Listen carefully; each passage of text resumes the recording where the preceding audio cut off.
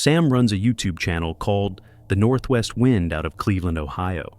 Since 2016, he's been documenting his stealth camping adventures, parking his camper wherever he can get away with it, whether that's a quiet neighborhood or miles from anything resembling civilization. In January 2024, he uploaded footage from a trip into the woods just outside Cleveland. He left his van at a nearby dog park and hiked deeper into the forest from there.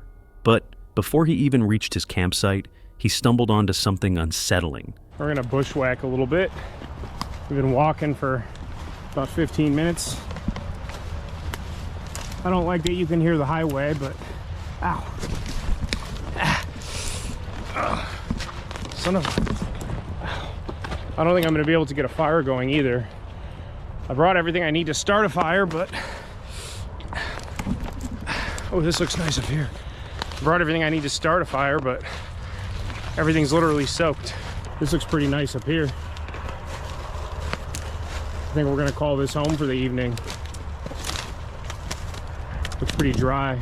Well, relatively.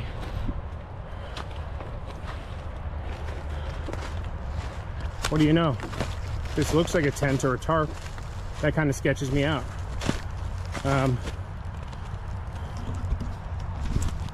So that's the remains of a tent and a tarp. That means somebody's camped back here before?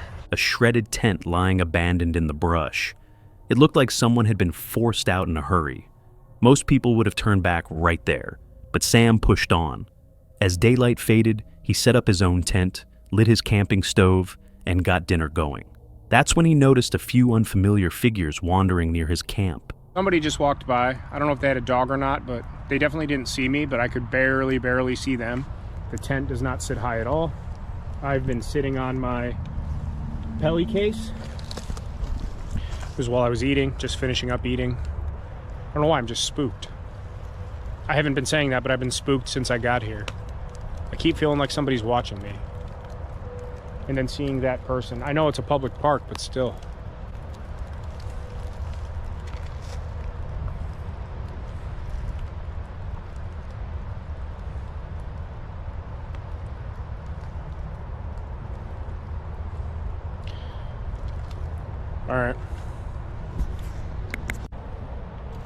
All right, well, darkest hours of the day. I'm pretty much settled in. Everything's organized, put away. Gonna take the pelly case inside with me. I don't know, I just have this strange feeling back here. Somebody else walked by. I don't think they saw me, but they were close enough to where they could see me. Even with the low light now in this fog, it's kind of just like a shadow creature thing. Obviously it was a person, looked like a dude, but yeah, I don't like that. So it's very eerie out here. In the video, Sam admits that something immediately felt wrong, like he had wandered into a situation he shouldn't be part of. Any experienced outdoorsman will tell you to trust that instinct. Sam didn't. Somebody, hang on. I don't know if they could see it or not through the tent. I don't think so. I'm leaning right up against the light, but somebody's walking around out there very close to the tent.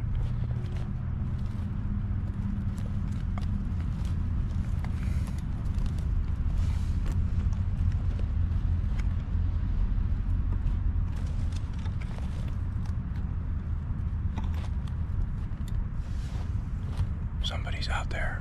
I don't know if they're coming this way or just walking around out there. I can't tell. Somebody's definitely walking around out there, though. Hang on. I don't want to leave the light on in case they could see in here. I think the fly is thick enough that they can't see the light, but still, I'm leaning right up against the lantern, so you can only just barely see my face.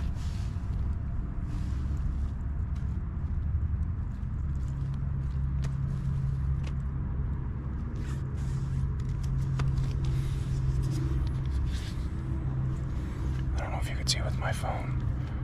I don't know if you could see me better with my phone or not.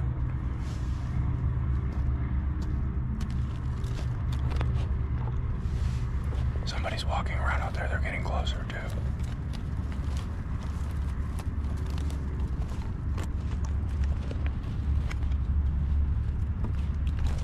getting closer. Hang on. Hang on. I want you to be able to see as much as possible, but I'm not going to turn on the lantern again. I have my headlamp in my pocket, too.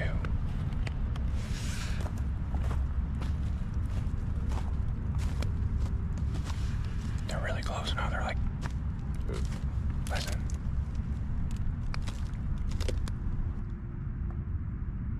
I don't like this at all. I'm spooked. Hello? Hello?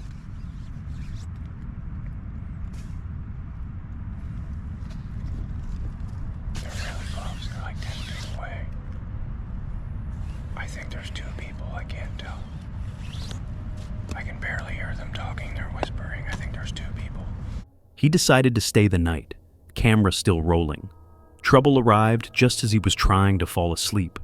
Footsteps approached his tent, slow and deliberate. Someone was standing just outside. I'm gonna try and just be silent. Hang on. They're walking around outside in circles.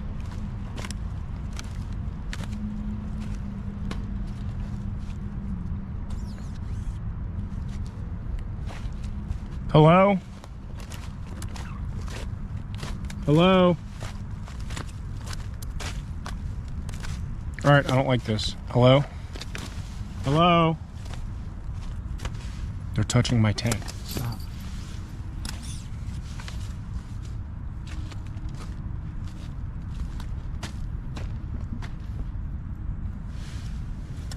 They're right outside the tent. Hello? I'm in here. Hello? Hello? Hello? Alright, I'm getting the f*** out of here. Hello? Hello? I don't know what the f*** this is, but we're getting out of here. Hang on. Hello? Okay, they're walking away now. What do you want? What do you want? I have a knife. Where's my knife? They're f***ing with me. They're f***ing with me here.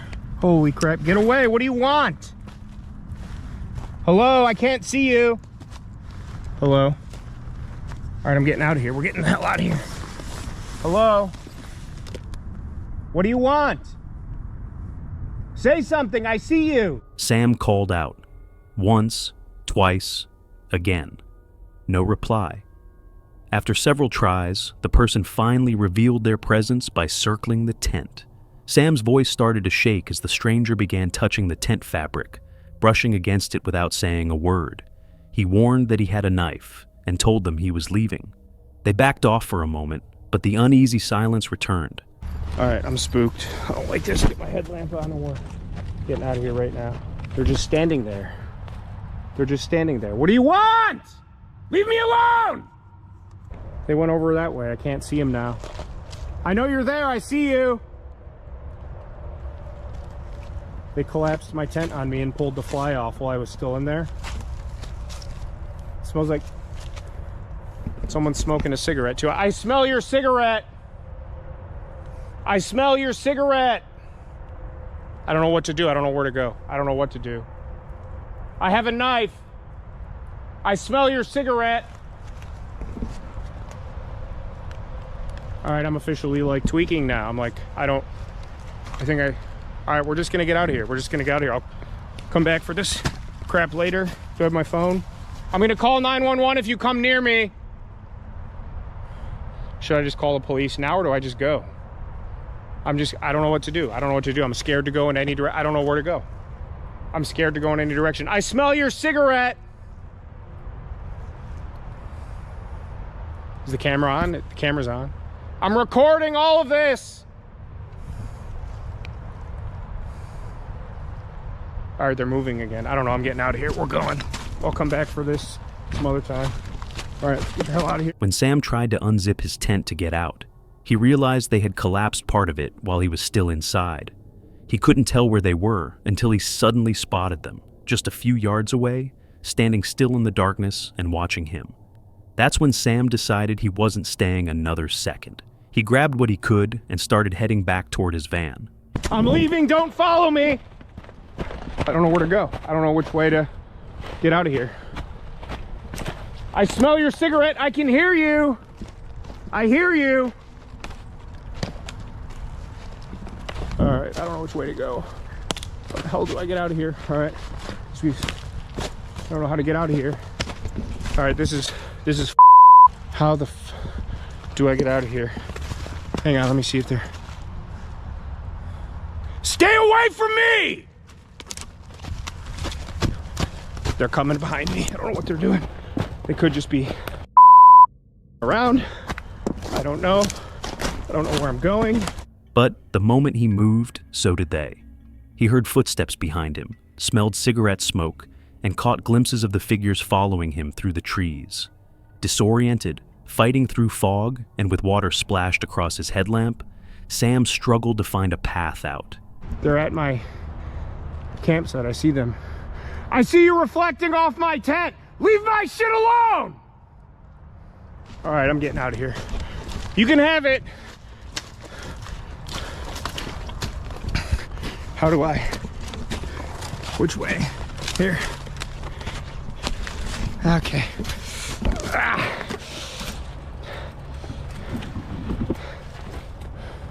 One of them's following me. One of them's. Okay, here's a trail of some kind.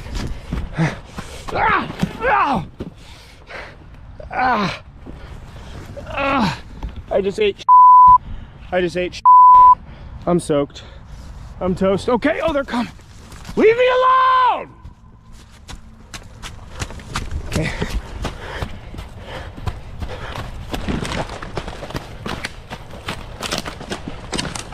Okay. I don't know where I'm going. Ow! Mother. All right. Ow! Ow! Ow! I just ate. Ow! I'm in prickers. Okay. Ow! Both. Ow! Ow! What the fuck? Okay.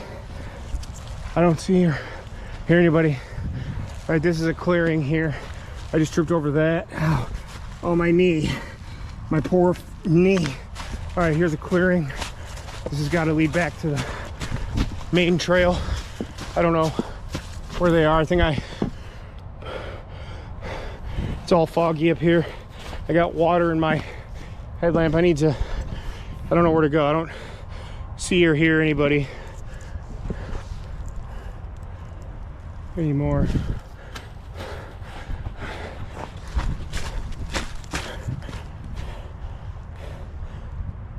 I hear them coming. Can't see the shadow. Here's a path. Okay, get me there. I'm recording all of this. I'm calling up police. All right, I'm back on the path. Back on the path. Okay. Okay. Every sound behind him made it clear. He was being chased. When he glanced back, he saw the strangers scavenging through his abandoned campsite.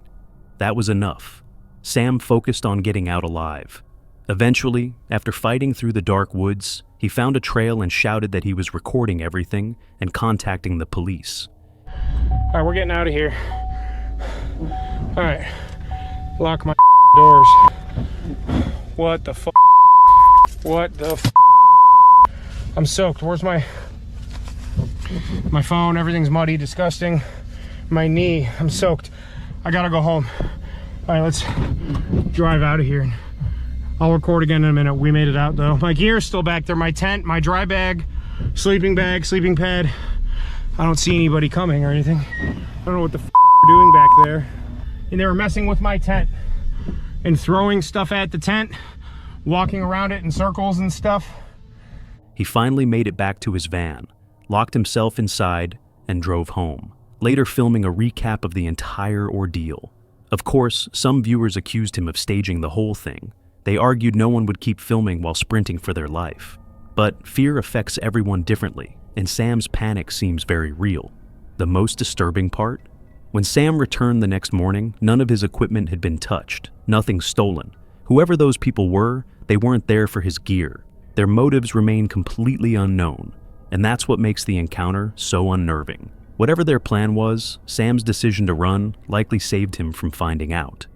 What's up, Silent Nightmare family? I have something huge to share with you today. If we hit 100,000 subscribers, 10 lucky subscribers will each receive a $50 gift card. You can choose any gift cards. That's $500 in total prizes as a thank you to this amazing community. It's super easy to enter.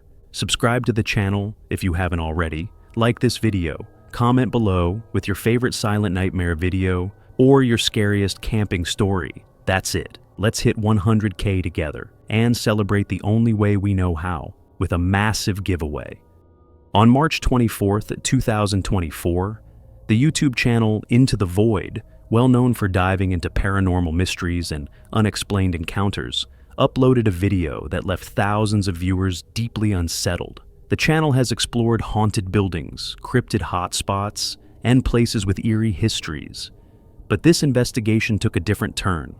Instead of an abandoned house or a forest trail, the host set his sights on something far more overlooked: storm drains. The video begins with him sitting inside his car on the edge of a quiet neighborhood, explaining his plan to explore a drainage tunnel hidden beneath the streets. These echoing, claustrophobic tunnels are easy to forget about, but their isolation makes them the perfect backdrop for the strange and unexplainable.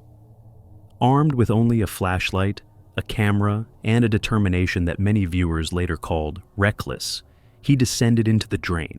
From the start, the atmosphere was oppressive. Water dripped steadily from the walls. Darkness swallowed everything beyond the thin beam of his light. And with every step deeper, the sense of isolation grew heavier. As the tunnel narrowed, turning back became more difficult. That's when something shifted. Close this off a little bit.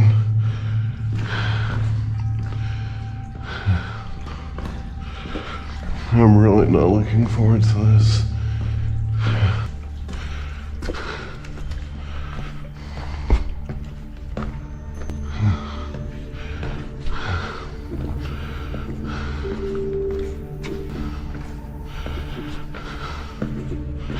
I don't know what that was.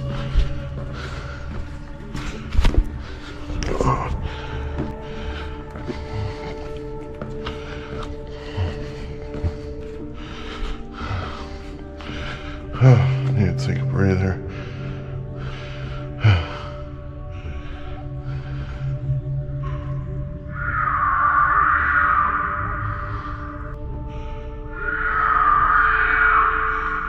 What the fuck? Nope. I'm dipping out. Fuck this shit. I don't know what that is. Oh fuck.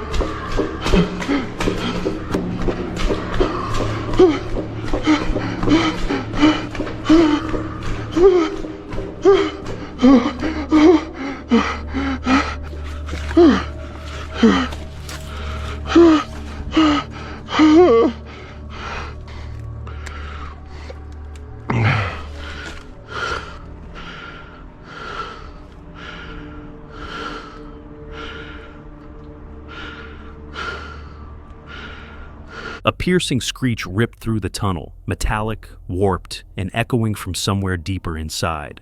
It wasn't an animal. It wasn't anything natural. It sounded mechanical, distorted, almost digital. Before he could react, a second shriek followed, this one closer, louder, and unmistakably directed toward him. Panic hit instantly. He turned and sprinted back the way he'd come. The tight tunnel seemed to close in around him as water splashed under his feet, and the echoes of the screeches chased after him. His flashlight beam jerked wildly across the walls as he ran, desperate just to reach open air. Finally, he burst out of the tunnel and into daylight, physically unharmed but visibly shaken. Trying to explain what he heard, he struggled. The sounds didn't match any known animal, person, or machine. They were too sharp, too unnatural. And those figures, too vague to identify, yet too consistent to dismiss as shadows. The comment section exploded with theories. Some insisted it was a cryptid, maybe the rake, maybe a wendigo, maybe something no one has a name for yet. Others suggested a squatter using sound devices to scare people away. But none of those explanations accounted for the metallic, digital screeching or the overwhelming sensation of being watched. So, what was lurking in that storm drain? A cryptid hidden beneath the city? A person? Or something else entirely? Whatever the truth is, the video ends with a chilling reminder. Sometimes the darkest things don't hide in forests or mountains. Sometimes they hide right beneath our feet. Alyssa is a solo traveler from the US who runs a YouTube channel called Alyssa Vanilla, where she documents her car camping adventures across America. Her videos are like a personal diary, capturing both the joys and the struggles of life on the road as she explores some of the most scenic places in the country. In October 2022, she set up her camera expecting to film a simple, peaceful vlog from a quiet desert campsite. But what started as a normal day in her nomadic routine quickly took a much darker turn. So, I am currently camping in the desert outside of Tucson on some BLM land because I've been really excited to go to Quartzsite all year. I'm really excited to spend the winter there. But right now it's pretty much 100 degrees. In fact, next week it's going to be over 100 degrees every day there. And I'm just testing to see if I can handle it. Currently I think it's like 96 degrees and I'm parked, as you can kind of see by the shadow, in front of a tree. The video begins calm and ordinary. Alyssa walks her viewers through her desert setup, chatting casually about her day and the chores she planned to tackle. The wide open desert around her feels serene, isolated in a way that seems calming, not dangerous. That changes fast. Hi.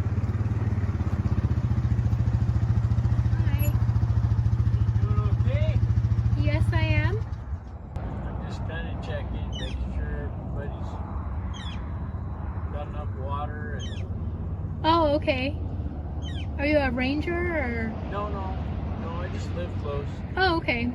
So I kind of come out and check, make sure, because I know there's a lot of people that come out here that don't have a lot. I'm fine right now. I don't know if I'll stay here, but I just wanted to check it out and see. It's pretty hot though. Do you do this, like, is this what you do for a living? Do you, like, travel around or what? Yeah, basically. Yeah? Yep. So Gotta how long wait. have you been doing this for? I've been in the van for like almost a year, last November, so getting close. But I was traveling around in my car since 2020, so it's been a while. So you've been a nomad for a while. Yeah, yes, I'm used to it. And you're enjoying it, I suppose. Oh yeah, definitely. All right, well, just so you know, so you're not worried, I drive by, when I'm here, I actually work in Colorado. I live here, like a mile and a half from here. Okay. And so I kind of drive through when I'm here, just checking on people, making sure they got water, got what they need. Cool. So if you do stay, I'll see you again, but that's all I'm doing. Right. Nothing spooky. Okay. While cleaning her van, the microphone suddenly picks up the rumble of an approaching vehicle. A moment later, a man's voice enters the frame, though he stays just out of sight. He starts asking Alyssa personal questions, pretending he's simply checking on her.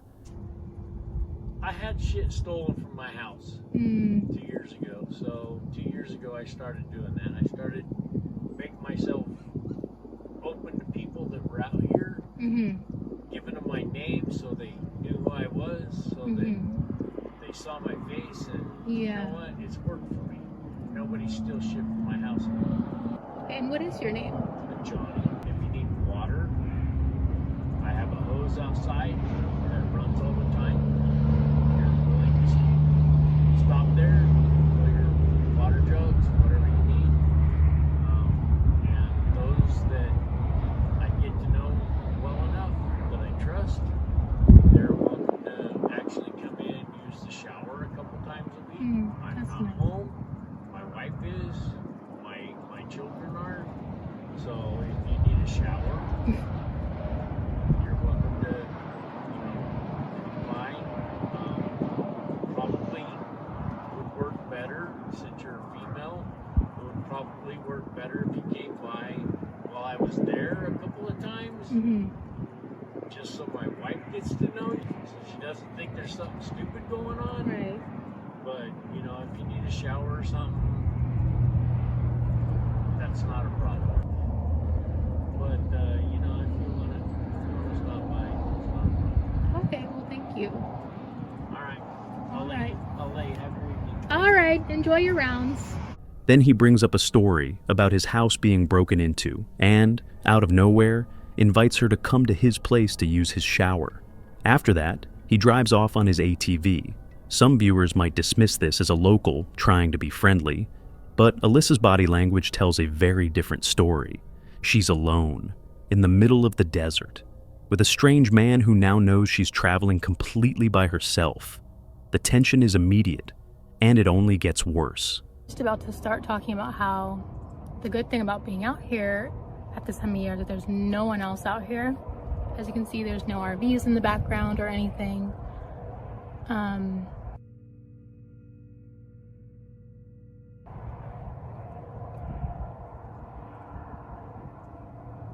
But as I was filming, I heard an ATV approaching, and it was getting closer and closer.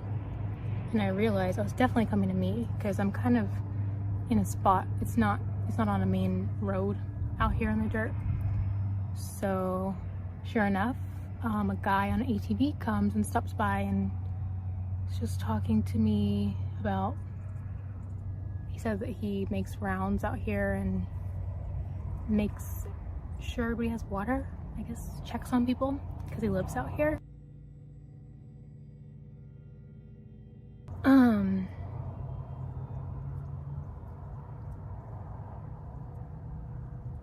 As she explains to her audience why she picked such an isolated location to avoid people, multiple male voices suddenly start echoing in the distance. This is when things get truly unsettling. Hi. Hey, Hi.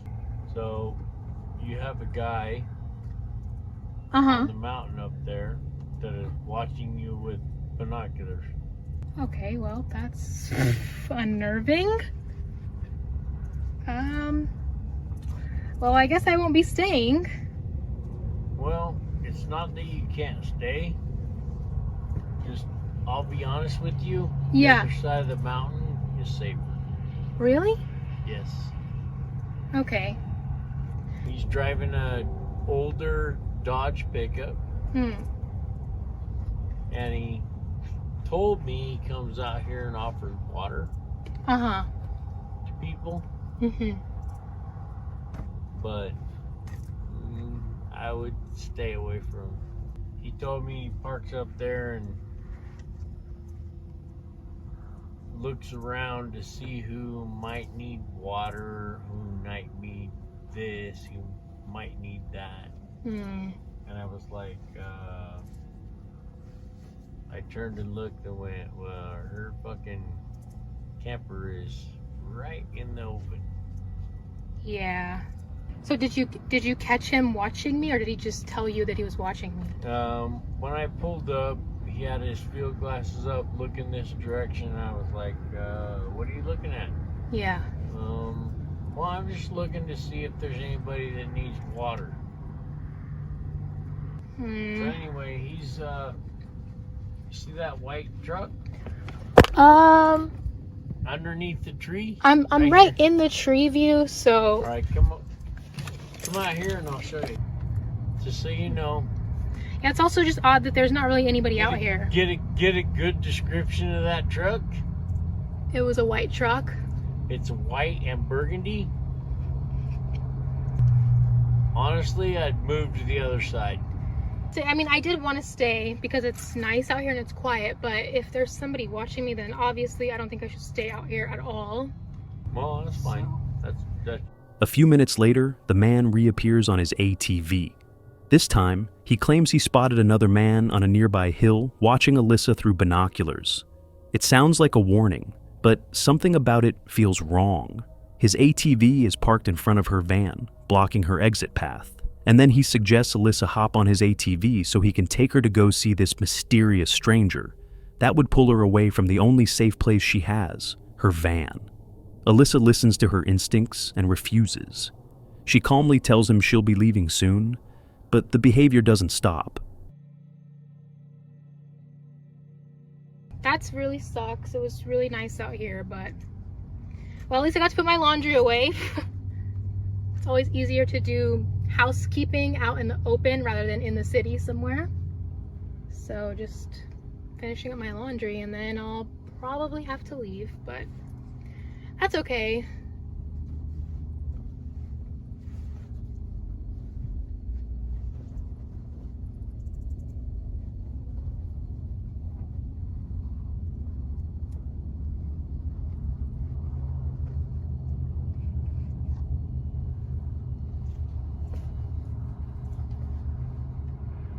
Do you need anything?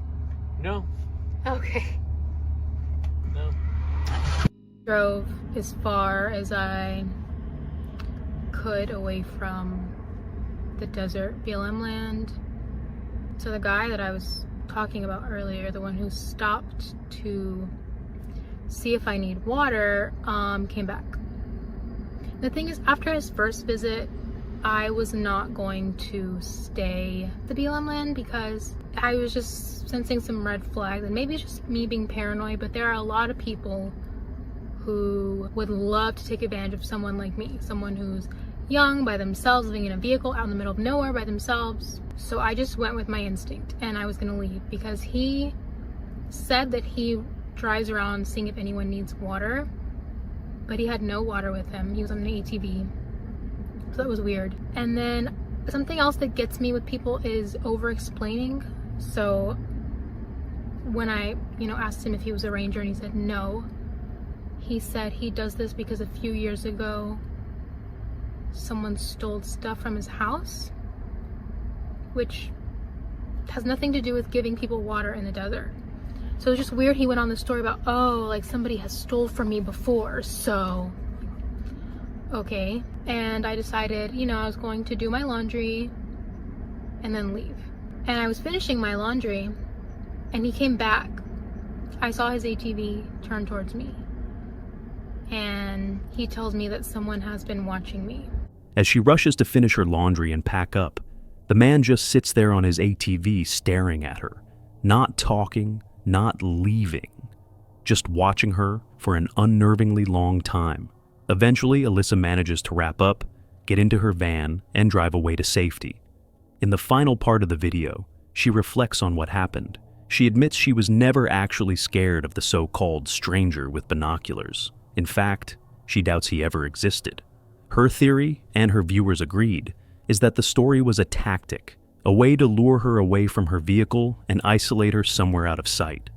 Commenters pointed out the red flags she noticed in real time, especially the man's chilling question. Would someone notice if you went missing? Whatever his intentions were that day, Alyssa's decision to trust her instincts and stay with her van likely saved her from something far worse. On April 13th, 2025, a UK camping YouTuber returned to the hills after a long break from the outdoors. With only his loyal dog, Fendi, by his side, he headed deep into the moorlands looking for calm, fresh air, and a reset. The plan was simple: hike into the remains of an old reservoir settlement, explore the ruins, and enjoy a peaceful night away from everything. But by the end of the trip, that search for solitude would be overshadowed by something else. A persistent, unsettling sense that he wasn't as alone as he thought. As you can see, Fendi's enjoying herself. He's such an idiot. How long is it since I last did a video? A couple of months, isn't it? Now I just really just need to get out and get away from it all.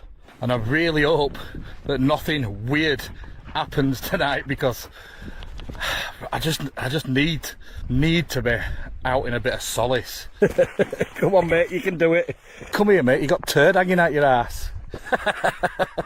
And as you can see, absolutely glorious out. But I've waited until 6 o'clock at night to come out, because obviously it's too warm for Fendi. It's been about 20 degrees Celsius today, -1 tonight. Nuts, isn't it? Hey up, what's this? Someone's little shelter. There's loads of these structures up here. They were all built by navvies when they were building the reservoirs. There's reservoirs all over here, dotted about everywhere. Look, this is where one of them's been mined out, or that might have even been a dwelling there. Another dwelling there. All these, that would have been a dwelling there. All these walls here, look, dry stone walls. all little villages and that dotted about up on moors. Absolutely love it up here. As daylight faded, he pitched his tent beside one of the crumbling stone structures, choosing the spot for its perfect view of both sunset and sunrise. It should have been the ideal campsite. Instead, things started going wrong almost immediately. His sleeping mat deflated soon after setup. He reinflated it, checked the valve, tried again, still leaking. With no spare gear and unable to hike out after drinking, he resigned himself to a freezing night on a thin foil emergency blanket. Temperatures were set to fall well below zero. Later that evening, he and Fendi wandered through more of the abandoned settlement. The ruins, once home to reservoir workers long gone, stood silent under the night sky. While filming a short segment about the site's history, he noticed signs that someone had been there recently. Scorched earth, broken pallets, and the remains of a campfire. Then something caught his attention. Just have to have a campfire, wouldn't you, with your mates, huddled up together to keep warm. Look at the night sky as well. Don't know if you'll be able to see it. Oh, stars are out tonight. Of course they are, me and Fendi are out. We're the stars, aren't we? Looks like somebody else has been up here having a bit of a fire, dragging pallets and stuff up. Hey up, little bird, look there. Can you see it? Just on top of the wall. There. Alright mate. I'm gonna see if I can get my head down for a bit on this crappy mat. If anything happens then I'll let you know.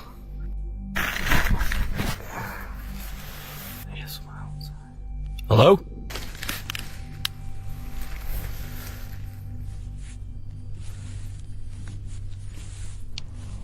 Hello?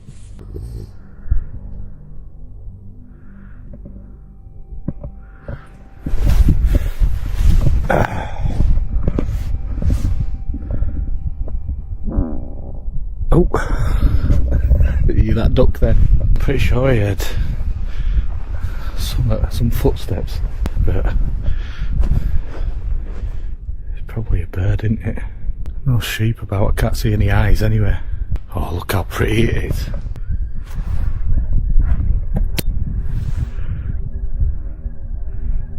Alright mate, yeah, can you hear birds over there?